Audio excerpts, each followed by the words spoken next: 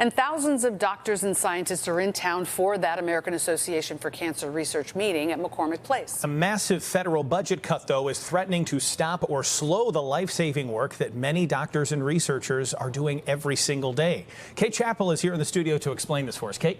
Alex, Mary, and I spoke to a colorectal cancer survivor about how a clinical trial saved her life.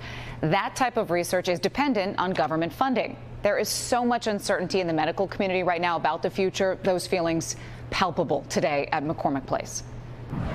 It's an incredible time to be alive, you know. 36-year-old Emma Dimry is a stage 4 colorectal cancer survivor, diagnosed at just 23. She was in and out of surgery, chemo, and radiation for years before enrolling in a clinical trial at the University of Minnesota. I had exhausted all my other treatment options. The immunotherapy she received essentially reprogrammed her own T cells to attack the cancer, offering a new path for patients who don't respond to existing treatment. 2 years later, at 36, she's still cancer-free.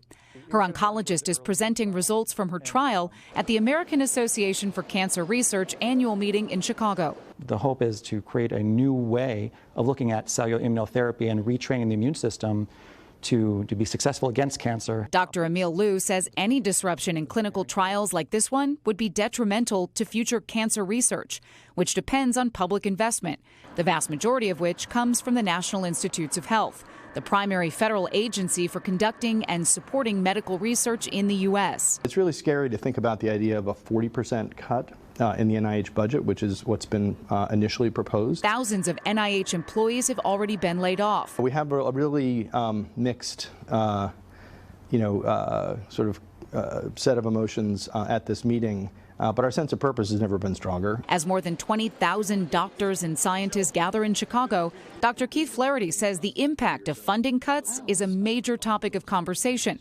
describing the overall tone as somber yet steadfast. There are people already who are redirecting their careers and leaving academic research environments as a consequence.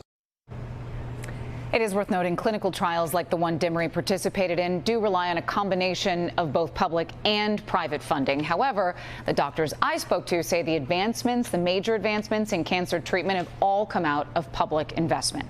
You can find more information about colorectal cancer, early signs and symptoms, and what we know about the prevalence of younger patients being diagnosed at NBCChicago.com.